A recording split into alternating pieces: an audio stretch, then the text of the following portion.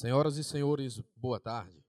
Em continuidade ao ciclo de palestras do Workshop Sinfo 2018, solicitamos a todos que se acomodem e aos portadores de celulares pedimos a gentileza de mantê-los em modo silencioso. Obrigado.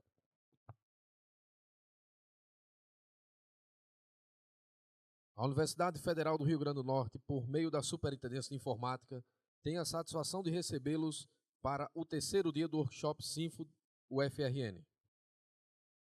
A abertura agora da palestra, ou será no caso de oficina do sistema CIPAC.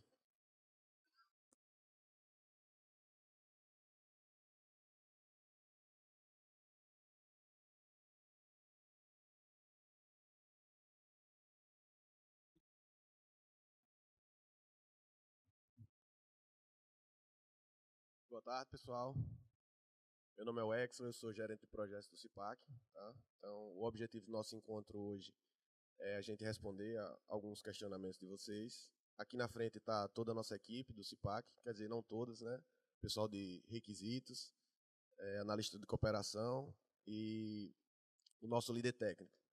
Então, a dinâmica vai ser, vocês pedem a palavra, fazem os questionamentos e a gente tenta responder. Perfeito? Então, eu abro aí para quem quiser fazer o primeiro questionamento.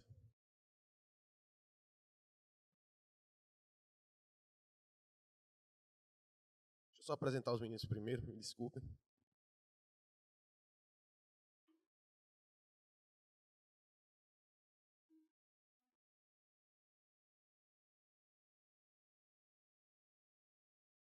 Para cá, Rabelo.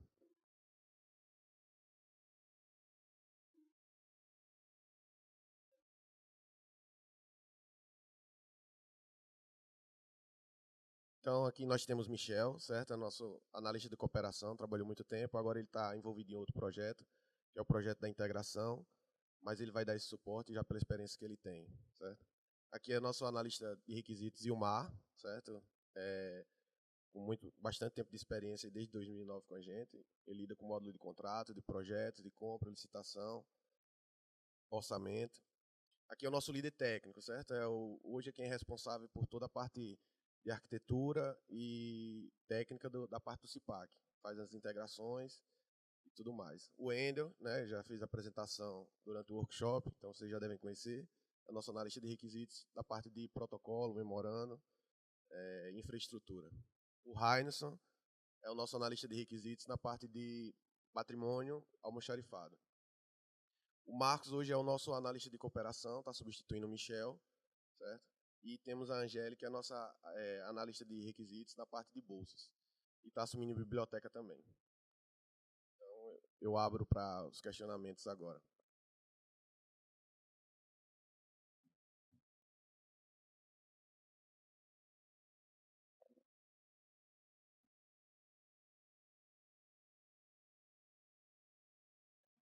Ninguém?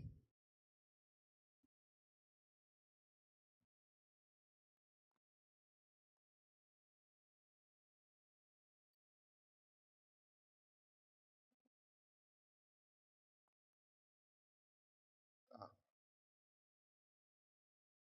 Eu acho que o microfone não vai aí. Será que você poderia vir aqui, por favor? Se pudesse apresentar, dizer a instituição. Meu nome é Jamila, eu trabalho no Departamento de Polícia Rodoviária Federal na área de patrimônio. A gente está com um sistema, né, bem com a estrutura bem antiga, linguagem mais antiga e tudo mais, e a gente tem uma demanda que pelo menos o departamento apresentou de ver a questão de reformular o sistema em cima de uma linguagem mais nova, de uma arquitetura melhor. Existe uma previsão disso? Como é que existe um cronograma, alguma situação nesse sentido prevista por vocês? Bem, o Gibeon já tinha falado um pouco sobre isso. A ideia é que os novos módulos, as novas funcionalidades sejam feitos todos na base de uma arquitetura nova. Mas, assim, prazos, eu não tenho prazos para te dar sobre isso. Realmente, hoje a gente trabalha em cima da manutenção do sistema legado.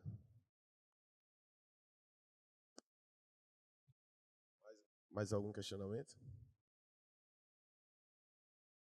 o objetivo da oficina era realmente a gente se dispor para tirar assim, dúvidas realmente em relações negociais, técnicas em relação ao CIPAC.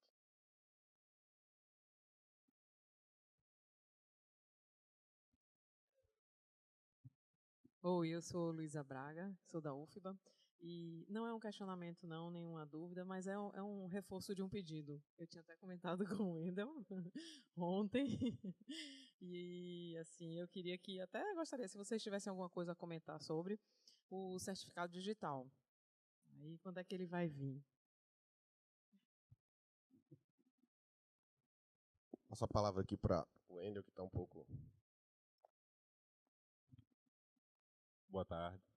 Então, Luísa, a gente ainda também não tem o prazo, né, para isso, porque, digamos assim, que a gente está jogando com o regulamento debaixo do braço, né? O regulamento diz que não é obrigatório, então a gente preferiu focar em outras melhorias no próprio módulo de protocolo, mas isso aí a gente não vai ter para onde correr, né? A gente fez alguns testes, lembra, André, com o ICP Edu, né? E aí a gente conseguiu, né? Simulou lá, deu tudo certo, mas nunca colocou em produção mesmo. E a questão do ICP Brasil é porque os usuários, né, que forem assinar com esse certificado tem custo envolvido, mas todos os pró-reitores aqui da FRN, né, reitora, o pessoal do cargo de direção já tem, né, o certificado seriam essas pessoas que utilizariam. E claro, a gente não vai ter para onde correr, um dia vai ter que ter isso aí, né? Mas por enquanto a gente ainda não tem esse prazo para te dar, mas eu acredito que até... Eu já vou dizer um prazo aqui, ó. Mas, mas a gente está com a expectativa de lançar até o final do ano o processo de colação de grau coletiva, eletrônico. É coletiva, né, Velimir? Isso. Até o final do ano, para pegar a colação pessoal que vai se formar no final do ano. E aí o objetivo que a gente quer é que o diploma seja eletrônico. Não que o UFRN não vá dar o diploma físico para o professor, mas a assinatura, né? Porque a reitora assina quantas? 8.000 vezes para cada semestre. E aí vai poupar o braço dela, né? Mas não sei assim, se logo nesse primeiro momento todos os outros documentos serão eletrônicos, menos diploma, enfim. Então, assim, o prazo que eu falei é da colação do processo de colação de grau, e não da assinatura do ICP Brasil. Mas, caso a gente consiga, beleza, né? Isso aí a gente vai tentar isso aí.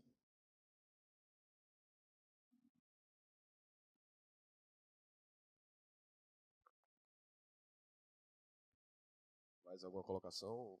Pergunta?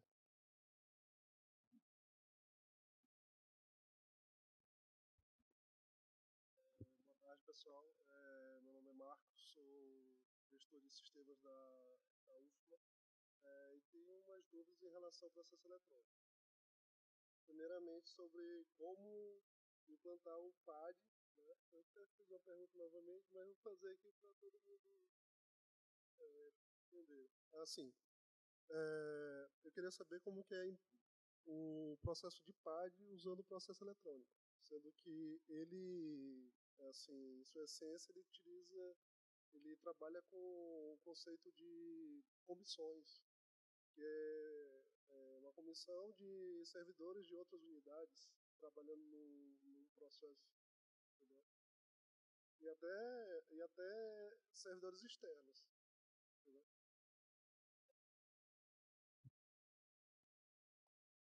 Novamente aqui. Então, a gente, o processo de PAD, ele ainda é físico aqui na FRN, né? Ele não se enquadrou lá naquele top 10, né, que eu tinha falado ontem, dos processos mais frequentes, para a gente tornar eles logo eletrônicos. E como você bem falou, né, ele tem algumas coisas especiais nele, né, que tem que ser julgado por uma comissão de pessoas que estão espalhadas na universidade. Mas a gente recentemente lançou uma funcionalidade no módulo de protocolo que vai ajudar em relação a isso, que é a operação de ciência de processo, que você vai permitir, mesmo o processo estando em uma unidade, por exemplo, digamos que o processo PAD esteja aqui no IMD E a comissão é formada por 3 professores de unidades distintas. Um professor lá de farmácia, um lá de computação e um de mecânica. E o processo está aqui, né? E aí, como é que eles conseguiriam analisar esse processo ao mesmo tempo, adicionar documentos? Hoje em dia, mas não, né? Mas antigamente isso não era possível porque você tramita o processo por unidade, né? Ele estaria lá no departamento de farmácia e aí o professor de farmácia conseguiria lá adicionar informações. Depois ele mandaria para outro professor. Isso não é o ideal numa comissão, né? Todas as pessoas vão estar ao mesmo tempo fazendo operações sobre o processo. Então, essa operação de ciência de processo, você consegue solicitar a ciência das pessoas participantes de uma determinada comissão, no caso, nominalmente, né, você ia dizer quem são as pessoas, e permite que elas também adicionem informações ao processo, novos documentos, pareceres sobre aquele processo administrativo disciplinar, ou qualquer outro tipo de processo. Você pode usar isso, aqui na FRN a gente usa para o processo de concurso de docente. Também tem uma comissão, e essas comissões elas recebem essa ciência com a possibilidade de adicionar novos documentos. Os servidores externos, usuários externos dos sistemas, eles não têm como receber. Teria que, de alguma forma, adicioná-los no sistema para depois eles receberem essa ciência. Não tem ainda um portal público de ciência de processo ainda. Assim.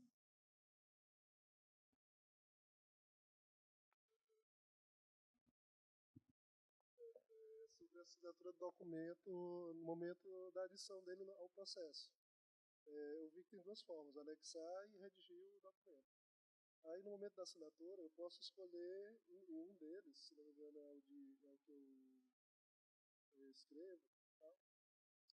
Eu posso selecionar assinantes de outra unidade, mas na função de anexar, só da minha unidade. Por que dessa diferença?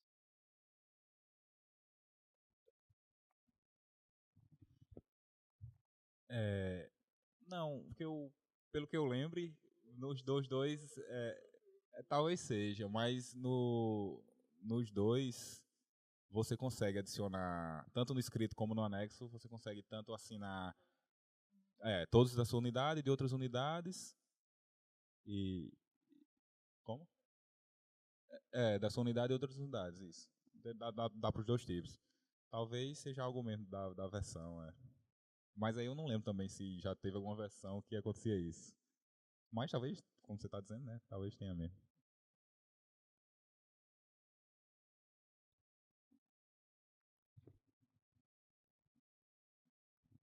Meu nome é Silvio, sou da UFBA. Eu gostaria de saber se vocês têm um roadmap para integrações com sistemas estruturantes da União. A gente viu Arcanjo e tal. E sobre os novos módulos que estão sendo reimplementados com o memorando eletrônico. Quando é que vai estar disponível para a gente?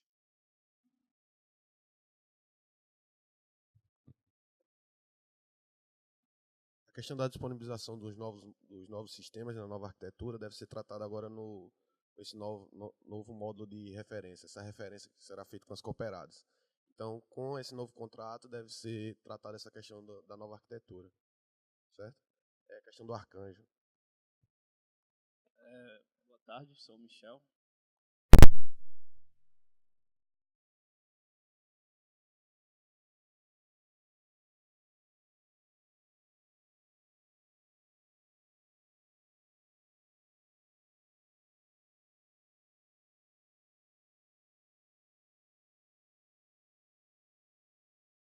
A IRP é muito trabalhoso aqui para o pessoal, porque tem IRP que tem 500 itens. Então eles fazem isso no CIPAC através de uma requisição de compras e posteriormente replicam isso lá no ComprasNet, né? Então faz 500 itens no CIPAC e depois mais 500 itens no ComprasNet. Isso gera erros, porque o pessoal às vezes acrescenta um 0 a mais no item, um 0 a menos, então item que é a quantidade de 1000 vai às vezes 100, às vezes 10.000. Então, a intenção é sanar esses erros e também evitar retrabalho. A gente conseguiu também os contratos, né, do ComprasNet também. Atualmente, a operação que tinha lá no CIPAC, que a gente importava do SICOM, o SERPRO mudou a página. Como a gente não tem serviço, a gente está com a abordagem de web scrap, né, que é ler a página HTML, extrair os dados e importar para um banco nosso local.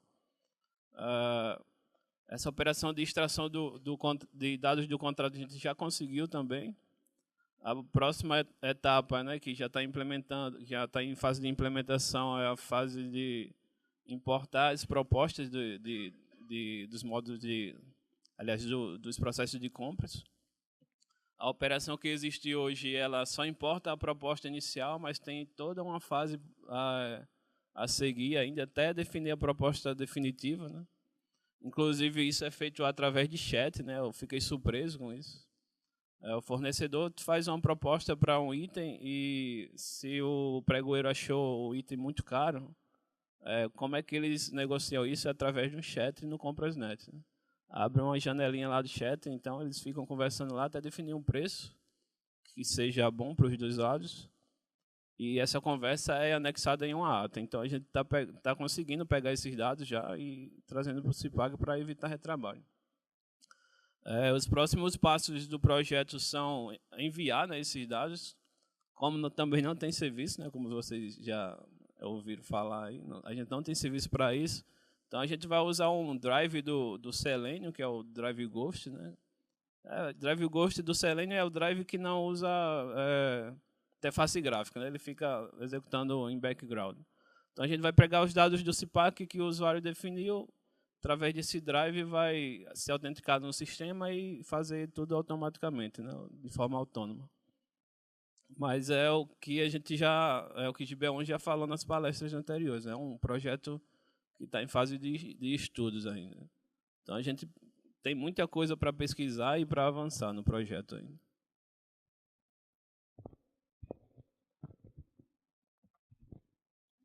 Boa tarde, Antônio da UFPE.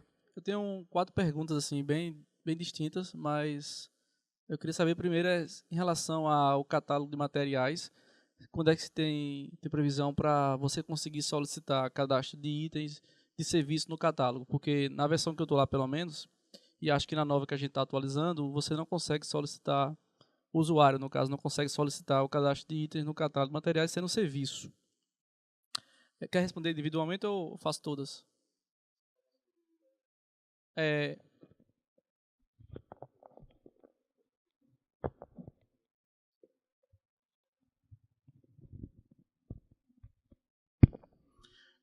Boa tarde. Não existe ainda previsão para isso. A gente soube dessa necessidade recentemente pelo Oráculo. Até então, nunca existiu essa necessidade. O pessoal que solicitava o cadastro do material solicitava apenas de material permanente e de material de consumo. Então, a gente soube agora e a gente ainda precisa analisar e priorizar. Então, até o momento, ela ainda não foi incluída na nossa lista de priorização. Ela ainda precisa ser analisada e então a gente poderá definir um prazo. Uma coisa, só para documentar e vocês conseguirem acompanhar melhor, seria cadastrar essa sugestão no nosso sistema de Gênese, que assim fica lá registrado, a gente pode acompanhar melhor e a comunidade pode até contribuir, votando, quem precisa dessa funcionalidade, para ajudar na priorização.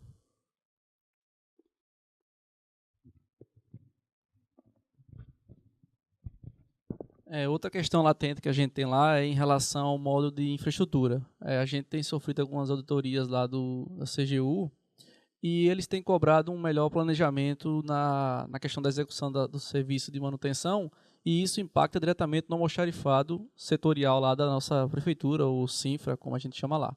Aí a minha pergunta o Cipag hoje a gente não consegue rastrear quais são os materiais que a gente não tem no almoxarifado para atender certo tipo de requisição e com isso gerar um planejamento de compra para atender os serviços com maior eficiência. Existe algum planejamento de, como é que eu posso dizer, na hora de você abrir uma requisição de material no almoxarifado atrelado a um serviço de manutenção, você rastrear o que não tem no almoxarifado e aí gerar um relatório para o setor de compras ou coisas desse tipo?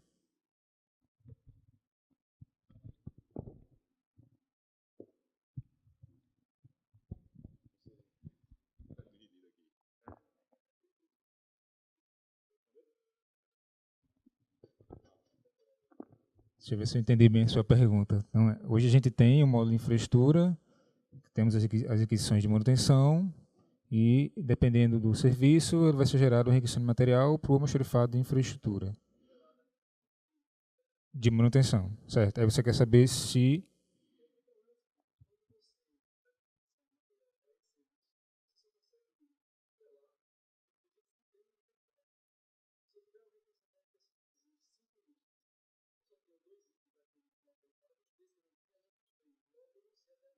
Esses 3 seriam para uma empresa terceirizada, por exemplo, que ela fornece lá e ela mesma traz o material.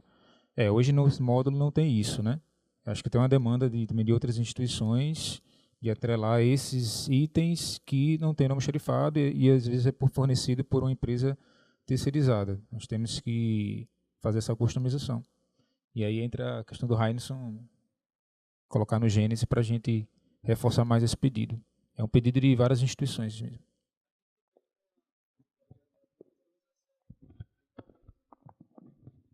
A UFPE está fazendo uma customização nesse sentido, porque assim, a urgência disso é a cobrança que a gente tem sofrido da CGU na melhoria do serviço. E aí eles rastrearam lá que muitas vezes acontece por não ter o material, entende? Aí essa funcionalidade nos daria esse retorno. Aí conversando até com Clarice, ela passou que será possível a gente subir essa customização para a Brent e aí quem quiser baixar. Né? Acho que é mais ou menos isso. Né? Então o planejamento da Sinfo não tem nesse momento, né?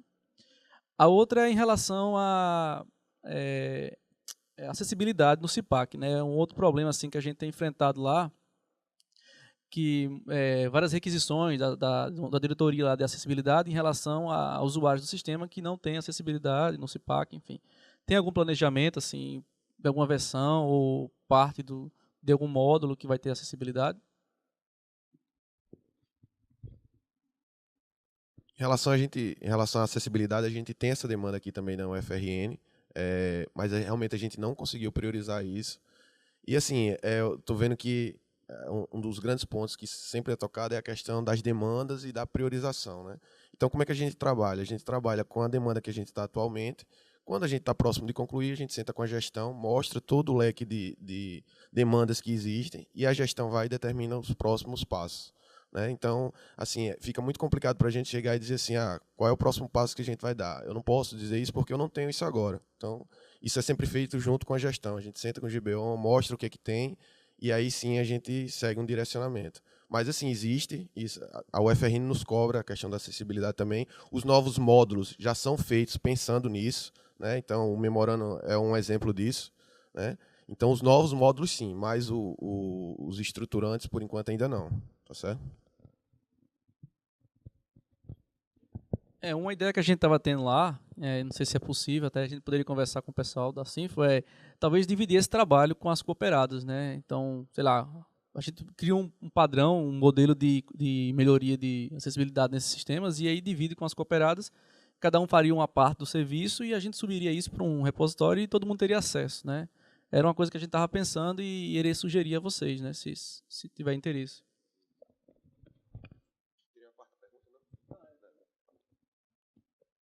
Mais alguém? Alguns chegaram atrasados, né? Então, assim, a oficina tem o objetivo da gente responder questionamentos, né? Então, a gente não preparou nenhuma apresentação, nem nada. Então, aqui está o nosso corpo técnico.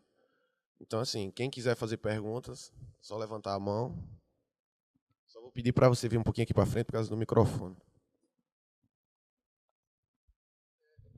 Boa tarde. A gente, lá na FSB, a gente está tendo uma certa demanda, né? O pessoal da assistência estudantil está cobrando muita gente lá do CIGAR em relação à integração do módulo de assistência estudantil com o módulo de bolsas do CIPAC. E aí a gente entrou em contato algumas vezes com vocês e tal, e aí a gente tinha a notícia de que assim, estava a caminho, né? Então eu não sei ainda até onde está esse caminho da integração. Só...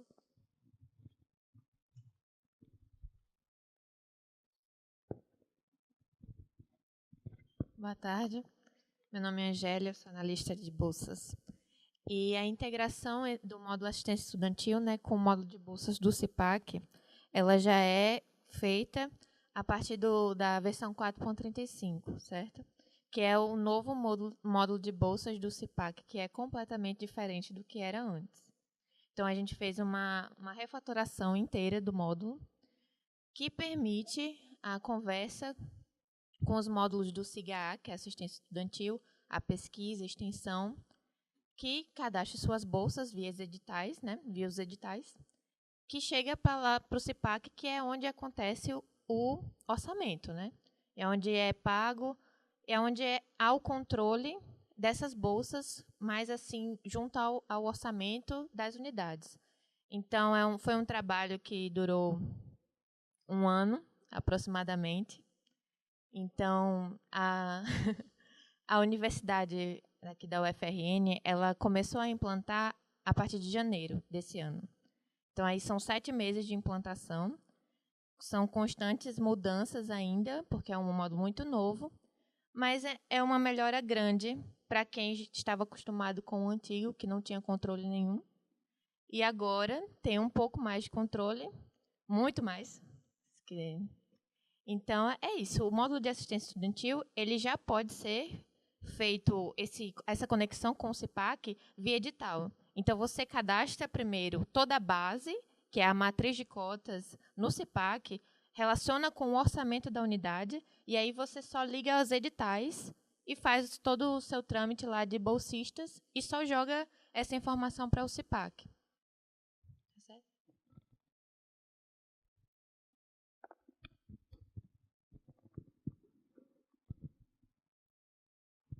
Mais alguém?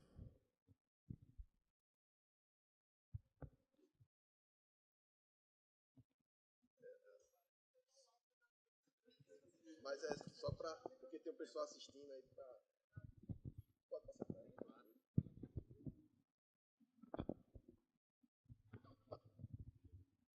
Olá, boa tarde a todos. Meu nome é Williane, sou parte da empresa Sig Software, e a gente, já que pegou na parte de bolsas, e a parte de bolsas realmente é uma das partes mais sensíveis de alterações que aconteceram nas últimas versões.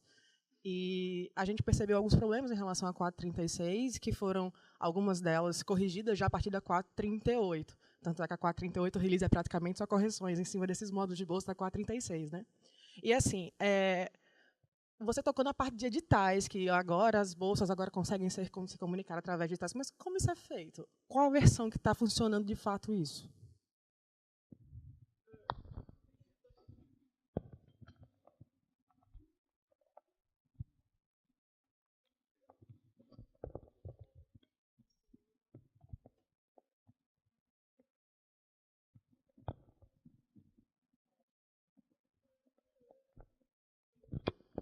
Pronto. A versão 4.35 ela já lançou toda a base.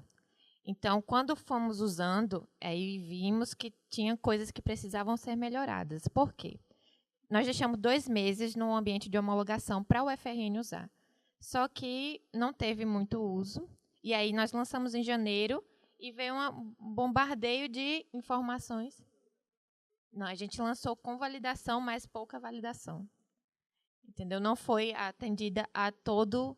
Porque o universo da UFRN ele é um pouco diferente. Ele é muito heterogêneo. Então, o que servia para um, não servia para outro. Então, a gente pegou um perfil e aí fez para esse perfil.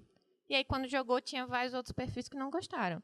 Então, a gente teve que fazer alguns ajustes. E na parte de editais, como é que isso ocorre? Da 4.35, ele já funciona ok. Não tão ok assim pela sua cara. Mas, teoricamente, ele deveria funcionar ok. Como é que funciona? Tem uma funcionalidade no CIGA, nos modos de pesquisa, extensão e assistência social, que ele faz todo o trâmite lá do edital, certo? Só que ele tem um botãozinho lá, que ele escolhe a lista de bolsistas, dá o clique no botão, e aí tudo é cadastrado, e a bolsa já vem pronta para o CIPAC, certo? Então, tudo isso aí já era uma função que deveria estar desenvolvida. Nas próximas versões, na 4.36 e na 4.38, foi feito ajustes fora dessa parte, que, se eu não me engano, a 4.36 mexeu um pouco no edital, por quê? Porque o PENAS, ele exige que haja a assistência social, o aval da assistência social. Só que tem um orçamento próprio, a descentralização de orçamento, tem as bolsas de projetos, tudo. Então, isso a gente não conseguiu identificar na época. Então, precisou fazer um ajuste para deixar só quando é penais e bolsas acadêmicas pelo SIGA e o restante tudo pelo CIPAC. Então, foi isso um pouco da nossa modificação. Na 4.36, eu não me lembro o que ocorreu, mas na 4.38, nós mexemos na parte de projetos. E eu já me perdi. Qual foi a sua pergunta mesmo?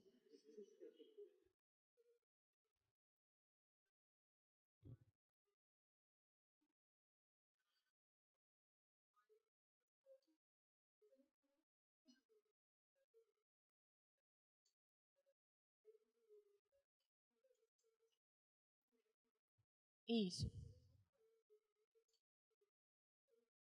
Ele já está fechado. Ele já está fechado. Na 436 ele já está.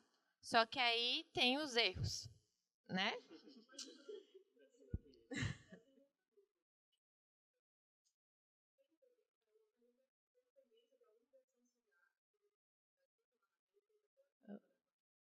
Do cigarro? Boa pergunta, não sei não dizer. Olha aqui, quem diz. Tem alguma dependência da versão do cigarro para a 4.35 do CIPAC funcionar? De bolsas? De bolsas, o novo módulo de bolsas.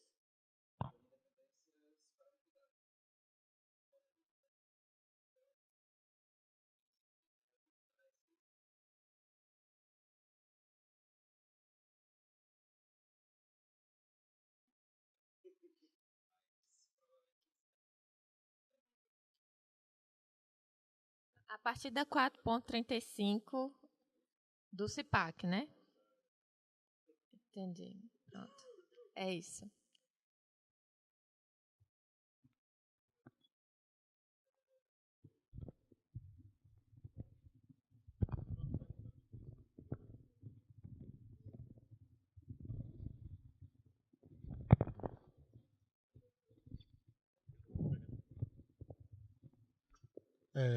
Boa tarde, meu nome é Bruno Couto. Eu ainda tenho uma dúvida em relação a essa questão do novo fluxo de bolsas, porque, validando essa versão, né, 4.36 e 4.38, eu encontrei assim, uma dificuldade para cadastrar bolsista que não fosse do tipo projeto, principalmente na 4.36. Estava muito...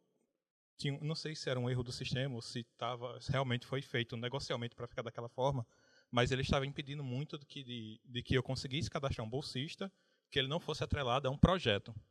Né? Ou seja, eu teria que ter uma matriz de cota, com cota extra, cadastrada pelo CIPAC e homologada tanto pela chefia da unidade quanto pela chefia de orçamento, para poder cadastrar bolsistas. E os bolsistas que fossem de outro tipo, como bolsista que fosse Bolsa Auxílio, ou orçamento externo, outros tipos de... o PANAIS mesmo, eu não estava conseguindo fazer isso. Houve alguma alteração em relação a isso na 4.38? Porque o pouco que eu validei dela, eu também estava tendo essa dificuldade ainda.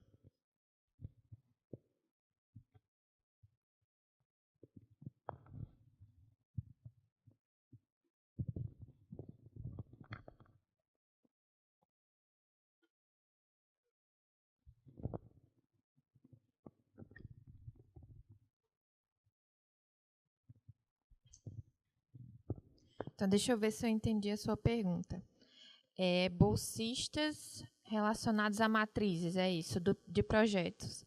Então, tudo no CIPAC, em relação a bolsas, se refere a matrizes. Se você não tem uma matriz, você não tem nada. Por quê? Porque a matriz é a alocação de recurso. Se você tem um recurso para pagar o bolsista, então você pode inserir no sistema. Então, se ele sendo de projetos do PENAIS ou de orçamento externo, não interfere. Ele deveria poder entrar numa matriz, certo? O que difere é o fluxo de cadastro. Se eu digo que aquela minha matriz é acadêmica e ela é do PENAIS, então eu tenho um fluxo de cadastro, que é pelo CIGA. Se eu digo que ela é de orçamento próprio, ela tem outro fluxo de trabalho de cadastro, que é pelo CIPAC, manualmente. Se ela é de projetos, é da mesma forma. E se ela é orçamento externo, então ela não tem nenhum vínculo orçamentário com o módulo de orçamento do CIPAC, com salas orçamentárias, etc. Então, você só cadastra.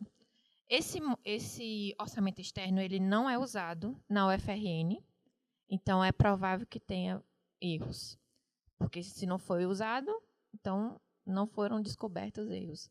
Mas o restante, eles estão em uso. Deveria, sim, você poder conseguir cadastrar, mas aí você tem que ver. O cadastro de bolsas de projeto são bolsistas externos. Então, você precisa trazer o vínculo do CPF para poder cadastrar o proponente, que nós mudamos esse termo. Não é mais bolsista. Porque quando você cadastra uma pessoa apta a receber bolsa, ela não é bolsista ainda, porque ela não tem a ligação. Então, a gente mudou para proponente. Então, precisa ter primeiro esse vínculo de proponente, tanto do SIGA-A, trazendo o vínculo de matrícula, quanto do CPF para bolsistas externos. Então, se ele tiver, então, pode entrar numa matriz. Ok?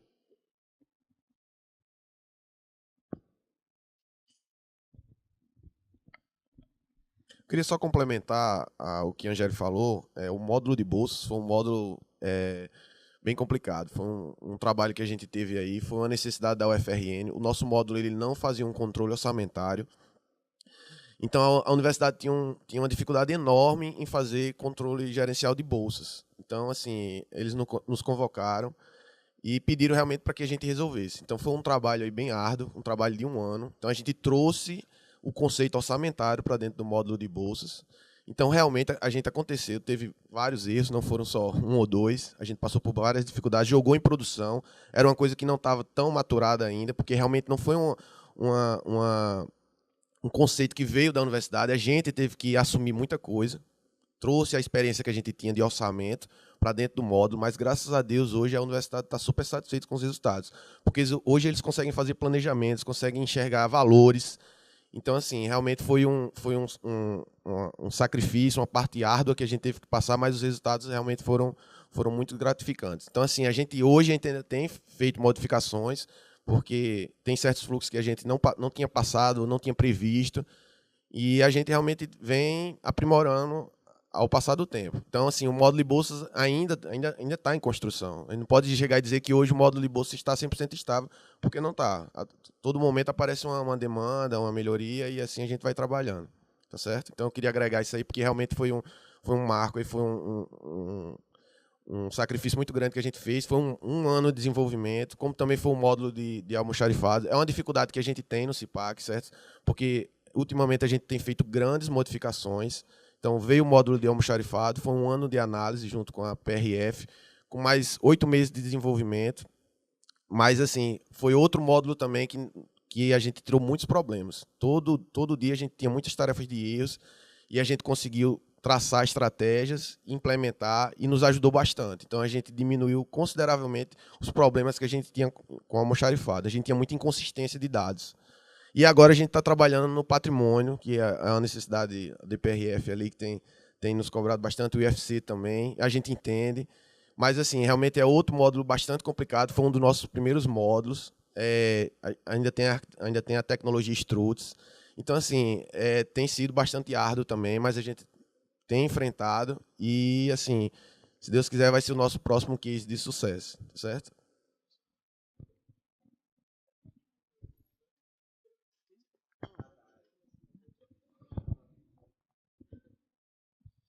Bom, é uma dúvida, mas antes de fazer uma dúvida, deixa eu fazer um relato aqui, que realmente o módulo de almoxarifado melhorou muito. A gente tinha esse problema de inconsistências e agora a gente sanou todos os almoxarifados de lá, tá tudo belezinha. Então, parabéns. Eu tenho uma dúvida assim, bem específica, mais curiosidade, como é que vocês trabalham aqui com relação a, por exemplo, quando vocês... a nota de empenho. Vocês colocam a nota de empenho no processo eletrônico? Como é que é isso? Como é que vocês notificam o fornecedor de que o empenho já foi cadastrado lá no CIAF, já está lá tudo belezinha, e que ele vai receber o dinheiro, que ele pode entregar o material? Como é que isso é feito? Como é que é notificado? E como é que vocês colocam no processo? E tá, depois eu pergunto.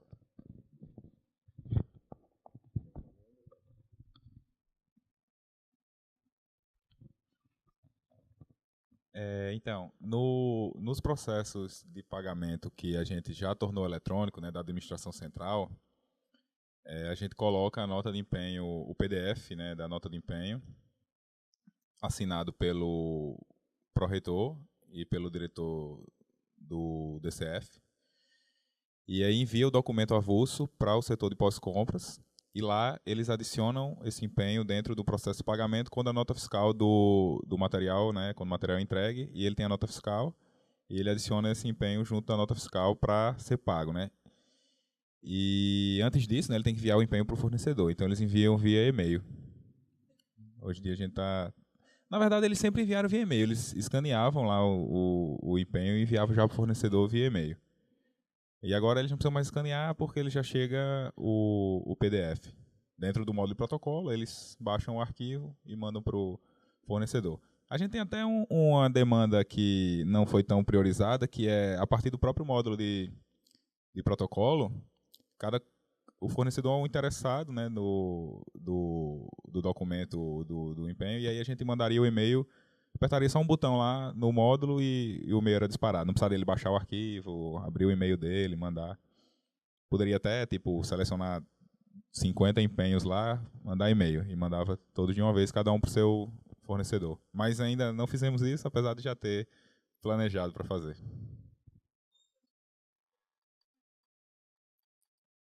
Se a gente usa o portal do fornecedor para os processos eletrônicos, ainda não. Ainda não, que é o que a gente quer para a nota fiscal do fornecedor. Porque a gente queria o portal do fornecedor o quê? A gente não precisava mandar o e-mail para ele, né? Disponibilizaria lá no próprio portal do fornecedor. Assim, quando qualquer documento que fosse ele interessado, quando ele entrasse no portal dele, ele teria lá a listagem lá dos empenhos ou qualquer outra coisa, dos processos de pagamento dele também, né? E ele poderia colocar as notas fiscais, sem precisar, a própria nota fiscal eletrônica, né? Sem precisar ele entregar ela física lá no ato de... Poderia até entregar, né? Mas aí a gente não utilizaria só a nota já eletrônica.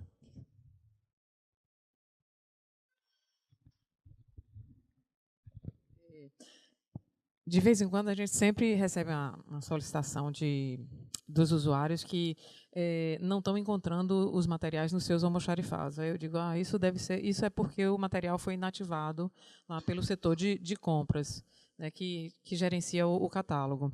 Aí eu entro em contato com eles para eles desativarem, para vocês poderem movimentar o material não almoxarifado. Então isso é porque eu nunca entendi porque que quando você inativa o material, se ele ainda está presente no almoxarifado, ele não devia ser inativado lá também no almoxarifado, entendeu? Ele só deveria ser inativado para novas compras, novas aquisições. Aí eu realmente não entendo o porquê. Se você pudesse explicar.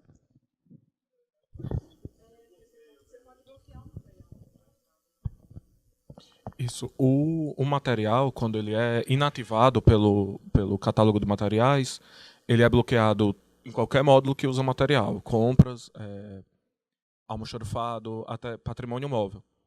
Então, no caso do almoxarifado, o que geralmente acontece é que o material em si, o item físico, ele não deixou de existir. O que mudou foi como o sistema reconhece aquele item. Para isso, a gente tem uma funcionalidade de manutenção de estoque, salvo engano, a nomenclatura, que ele permite você, no almoxarifado, substituir o estoque de um material por outro. Pronto. Então, é assim que as instituições podem solucionar esse problema. Geralmente, quando um material é inativado pelo catálogo de materiais ou por compras, é porque existe alguma irregularidade com o cadastro daquele material. E seu uso contínuo pode prolongar esse problema.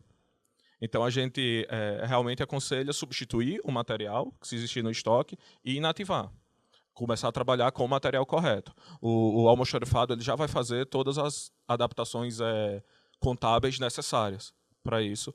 E o usuário já vai ter, o requisitor de material já vai ter acesso a esse novo material. Uhum.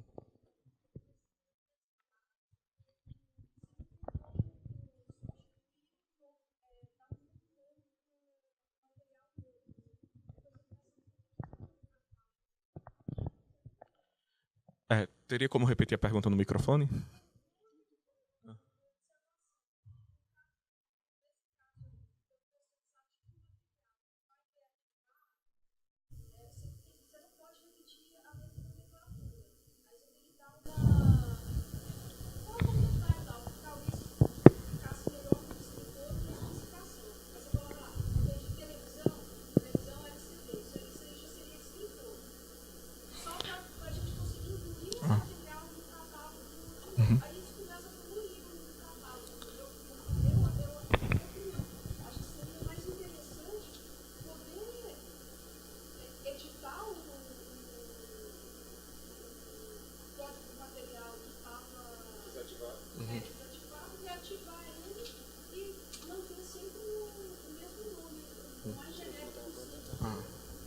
Só registrando no microfone, no caso era um questionamento sobre o fato de você não conseguir cadastrar um novo material, em casos como esse, com o mesmo nome do anterior.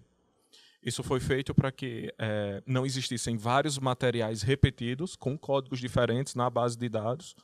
E se realmente existe uma necessidade da gente permitir isso, assim, que justifique esse tipo de operação, a gente recomenda cadastrar no Gênese, para que a gente avalie a permissão de cadastrar materiais com a mesma nomenclatura, explicando a situação, os usos, e que a comunidade possa contribuir com isso.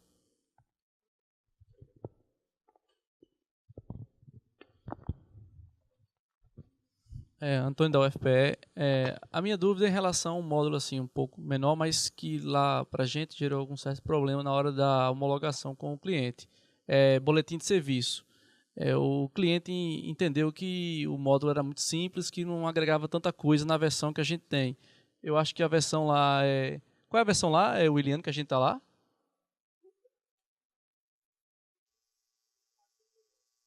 36, né? 38. Então, um módulo muito simples, o usuário teria que produzir o documento lá do boletim por fora, enfim. Aí eu quero saber se existe algum processo em tramitação aí de melhoria desse módulo, automatização na geração do boletim, coisa desse tipo. Que a gente pudesse talvez segurar um pouco a implantação desse módulo lá, esperando a atualização. Porque o cliente ele realmente está muito resistente nessa implantação, já que ele não enxerga um grande ganho no fluxo de trabalho dele.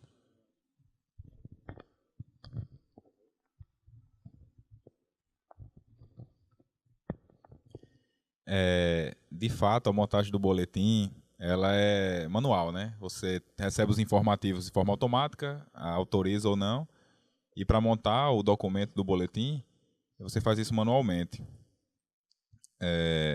Várias outras instituições utilizam, né, dessa forma mesmo. A gente utiliza dessa forma, inclusive a gente lança boletins diários, às vezes até 2 boletins, um meio-dia e outro mais tarde.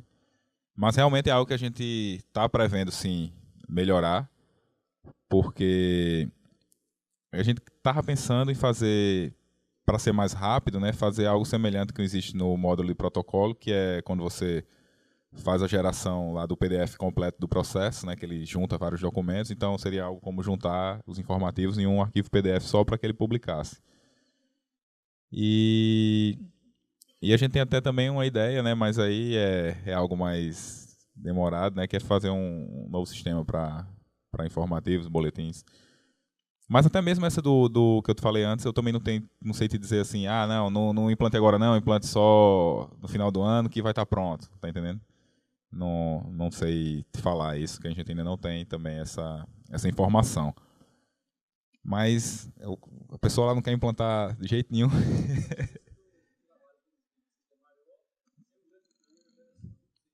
Mas hoje em dia, como é que ele recebe lá os informativos? Certo, ele recebe por e-mail.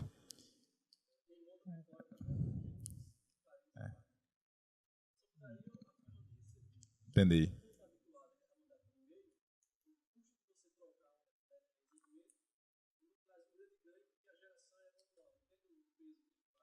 Ele já manda por e-mail, ele vai dar um Ctrl+C e Ctrl+V no Word lá e gerar o PDF. Eu entendo. A vantagem do sistema é que ele ia estar tudo registrado, centralizado num canto só. E aí, digamos que a pessoa que mudou lá, outra pessoa vai entrar, ele vai ver o histórico. É mais questão de histórico. Tem um ganho, mas não é um ganho tão grande no trabalho dele, né? O mesmo tempo que ele vai gastar fazendo com o boletim, ele já gasta com os e-mails.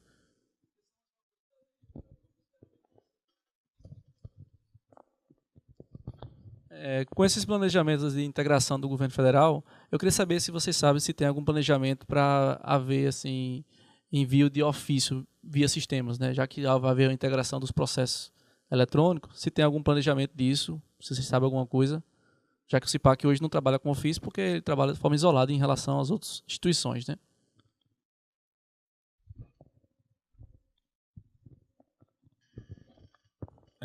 Isso aí seria quando fosse lançado o ConectaGov lá, né, em produção. Ele tanto serviria para documentos avulsos como para processos. Então, enquanto ele não tiver mesmo funcionando, nenhum sistema qualquer outro sistema que utilize aqui no Brasil, eles não vão se comunicar para envio de documentos ou processos. Então, esperando isso mesmo. Não, o negócio ficou meio parado mesmo, E tá até mais difícil para pegar alguma informação, porque antes a gente tinha um e-mail direto, aí da última vez que a gente mandou um e-mail, a pessoa só disse, não, entre nesse portal agora, se cadastre e abra um chamado. Aí eu, beleza. Aí entrei, abri o chamado, mas não tive resposta, não. Até liguei, dá até para ligar, mas também não adianta não ligar, sabe? Porque você... Antes eu falava com um desenvolvedor lá, não sei nem se ele era responsável pelo barramento, mas eu acho que ele devia estar na mesma sala do pessoal que ele conseguia a resposta. E agora você fala com outra pessoa que não tem a informação mesmo.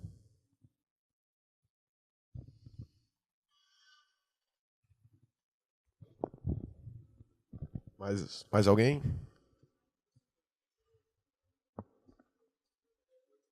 Oi.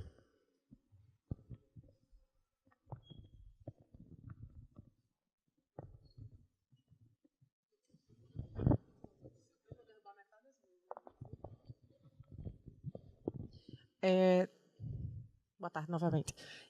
Vocês falaram que os novos módulos, principalmente de memorandos, né, que entrariam nas novas versões após o acordo agora de cooperação. Nas apresentações passadas e outras palestras, principalmente quando foi abordada a questão do Arcanjo, também foi falado sobre as integrações que já estavam ocorrendo e funcionando, que não estão agora. Reativação dos contratos no SICOM, importação de compras net, etc. Essas integrações que vocês já conseguiram colocar para rodar em ambiente de teste, etc., também ficariam disponíveis nessas novas versões?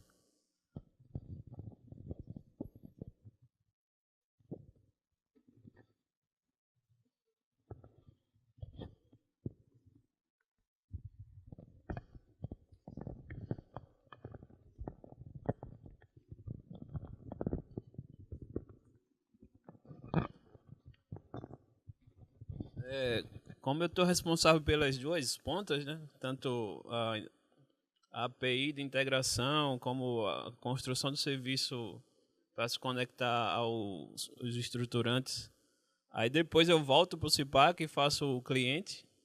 A gente está levando muito tempo, né? Mas a parte de contratos e de compras a gente já concluiu os serviços no CIPAC. Aí eu vou ver com o Excel aí uma maneira de a gente integrar isso no código, criar uma build, sei lá, e fazer os testes. Mas a tendência é que vá para a produção, sim, com... não. Isso, porque a gente está testando, mas, por exemplo, a integração com contratos, eu já validei com o Ilmar, né, que é o analista de requisitos do módulo, e ele já validou todas as informações e aí a gente já pode mandar para a produção depois dos testes realizados. Um agravante que vai atrasar a ida para a produção é que a gente está utilizando o novo ambiente de infraestrutura que teve uma palestra hoje de manhã, né, que é aquela questão de Docker, Kubernetes. Então isso pode levar um tempo, visto que a gente só tem a API, né, em produção hoje nesse ambiente. Então tem essas questões, né, para rever, para a gente ver como é o que faz para acelerar isso, mas a implementação tá seguindo, tá fluindo.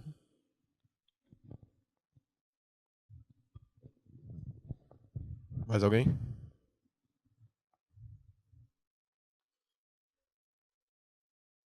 Que horas são, Jack? 2 minutos. Alguém ainda tem mais algum questionamento, alguma colocação? Colega ali atrás.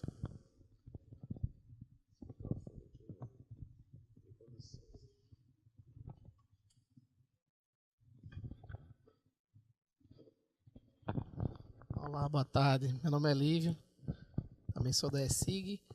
Eu tenho uma dúvida sobre ainda a integração CIAF. Que hoje a gente ainda está com grande dificuldade de fazer a integração de notas de sistemas, ordens bancárias, etc. Mais ou menos porcentagem. Foi falado que a gente está realmente fazendo a questão dos cadastros, processo de pagamento, a priori são para as compras, né? Mas já está sendo englobado todos esses processos de pagamento para diárias, para passagens, para auxílio, para bolsas, etc. Também está tendo um fluxo de processo de pagamento nesse mesmo sentido ou está sendo aproveitado o mesmo processo que foi criado lá na própria requisição, que às vezes, por exemplo, diária, você cria a requisição, cria um processo. E qual o impacto disso para que a gente tenha essa integração? Sei lá, documento hábil a gente sabe que também tem que retirar esse documento hábil que antigamente vinha automaticamente, agora a pessoa tem que ir manualmente. Queria saber o andamento dessas integrações para que realmente a gente tenha isso de forma automática. Não precisa a pessoa entrar na funcionalidade, detalhar despesas para poder fazer o processo de pagamento ser integrado. E a gente queria saber se tem algum andamento em relação a isso, até em que passo está na prática, né, em relação a essa questão dessa integração.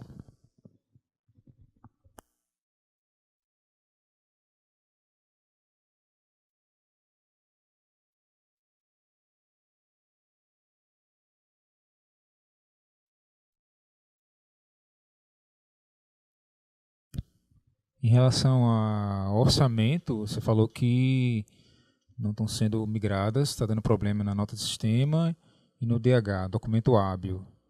Você não consegue migrar automaticamente, foi isso?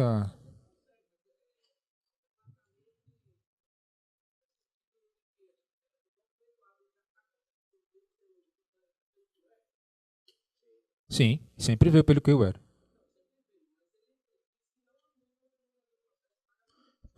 Essa questão do número do processo, quando você vai lá acessar o novo CIAF, você tem que informar o número no formato correto. Se você não informar ou informar no formato errado, o documento hábil vai entrar em pendência.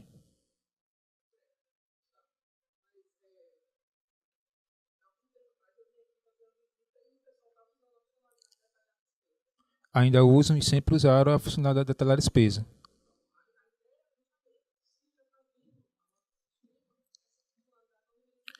Na verdade, a UFRN, como a UFRN trabalha, ela usa o detalhamento de despesa para empresas estimativas, é a forma que ela trabalha. Em empresas globais, para os ordinários, ela não usa detalhamento, porque justamente já vem a nota de sistema. O sistema já vem isso aí, então ela não utiliza. Mas você pode utilizar, acho que não tem nenhuma instituição utilizando, nem mesmo a UFRN, o detalhamento de despesa para empenhos estimados e globais. Mas é possível, sim, a gente começar esses testes. Vou começar esses testes com o pessoal do Centro de Ciências Humanas, Letras e Artes, porque a gente sim tem condições de colocar lá porque para empenho estimativo global é algo mais que corriqueiro, né? Porque a demanda vem chegando todos os dias, né? Durante o exercício financeiro. Então, você precisa, na verdade, você tem a possibilidade de colocar lá o protocolo, né?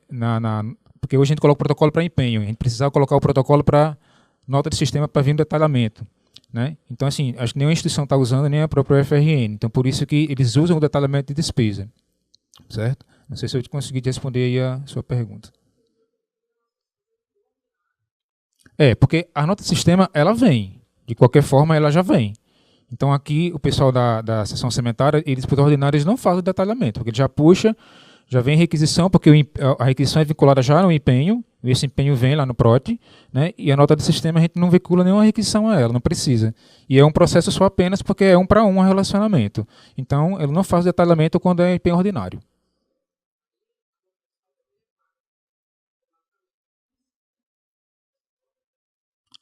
A nota fiscal paga como assim?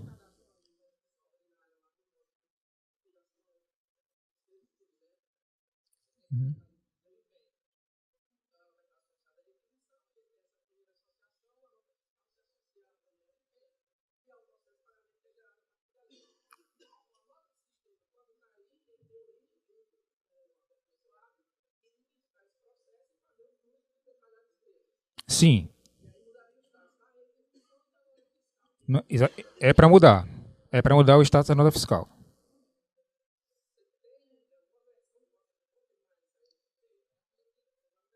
Se está mudando o status, eu não sei te dizer, com certeza, mas que a nota do sistema vem, ela já faz a baixa no empenho, no caso dos ordinários, sim.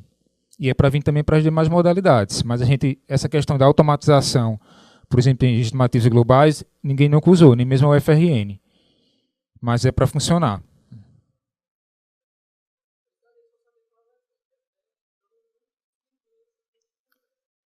Mas você testou esse fluxo que eu te falei?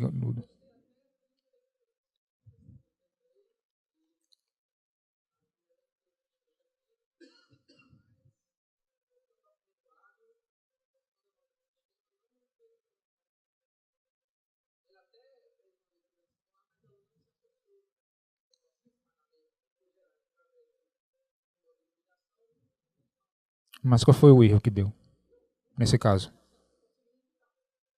Não, estou entendendo. Ele não migrou o detalhamento, porque o detalhamento é o que confirma e que dá baixa no saldo. Mas, assim, qual foi o erro? Uhum.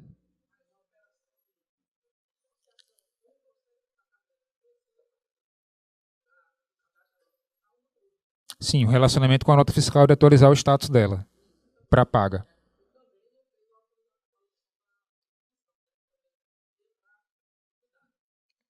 É.